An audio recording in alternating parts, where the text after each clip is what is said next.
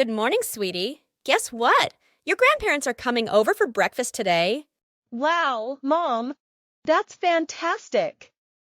I'm eagerly looking forward to their visit. What's the plan for breakfast? Well, I thought we'd make it special for them.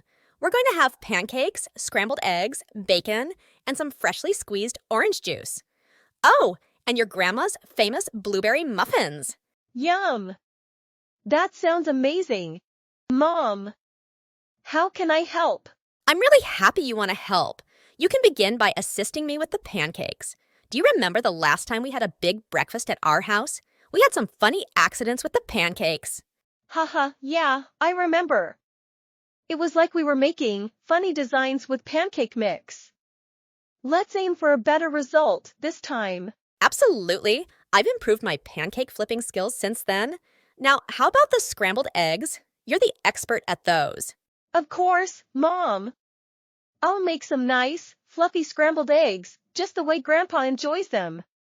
Do you recall the time when Grandpa tried to flip the eggs in the pan, and they ended up flying all around the kitchen? Oh, I'll never forget that. Eggs on the ceiling, on the walls, and even on the dog. We all laughed so hard. Good times, Mom. Speaking of eggs, do we have enough eggs for breakfast today? Let me check.